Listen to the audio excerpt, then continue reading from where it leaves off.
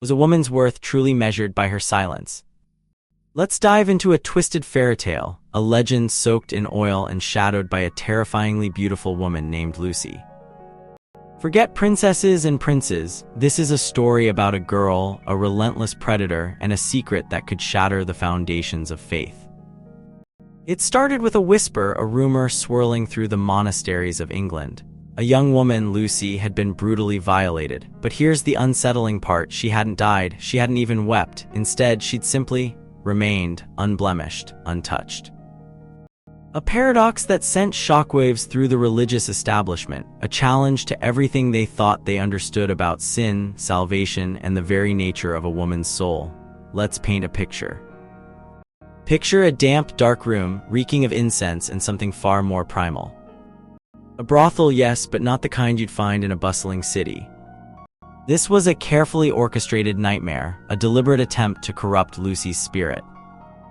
Paschasius, a zealous monk with a penchant for unsettling experiments, wasn't interested in a quick death. He wanted to break her. He wanted to expose her vulnerability. He didn't raise a fist. He didn't shout. He simply shifted her. Forced her into a world of illicit pleasure, a world designed to unravel her resolve. For to the brothel hast thou led shalt be, the ancient words echoed, a chilling instruction delivered with chilling precision. Where wilt thou or nilt fall with the lust of your comer theder neddies thou must there, of nature after the condition. It wasn't about physical violence, it was about the insidious erosion of her will, the suggestion that her chastity, her very essence, could be stolen, corrupted, and rendered meaningless. Think of it, a woman accused of a horrific act yet presented as a fortress, an impenetrable shield against the darkest impulses of men. But the legend doesn't stop there. It's not a tale of victimhood, not entirely. It's a battleground. A furious, silent war waged within the confines of a brothel. The theologians, naturally, were baffled. They argued, debated, and dissected the situation with the cold logic of the learned. Ambrose and Peter Lombard, figures revered for their theological wisdom, offered a counterpoint. Nor do brothels disgrace chastity, but chastity also drives infamy from those places. It was a clever, almost infuriating argument.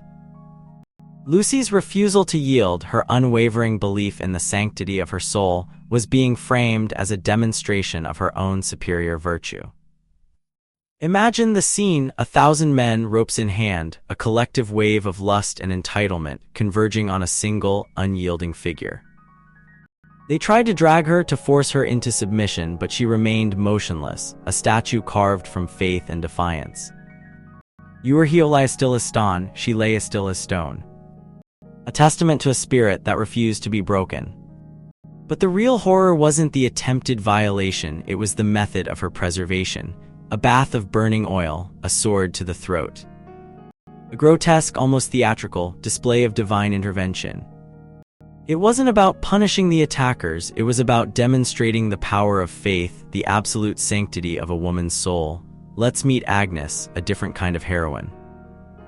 She wasn't a warrior, not in the traditional sense. Instead, she wielded a far more potent weapon, her own unwavering belief in God's protection.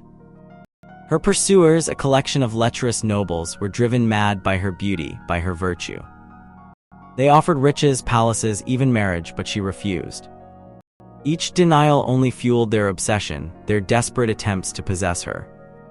The story unfolds with a dark, almost comical precision. The nobles, consumed by their lust, lock her in a kitchen, only to discover that their efforts were utterly futile.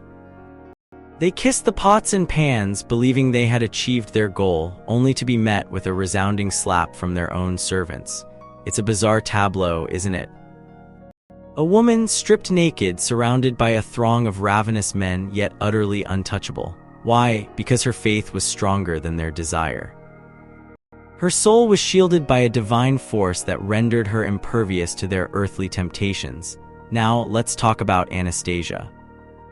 She was a wife bound by the constraints of marriage, yet still threatened by the predatory gaze of a pagan prince.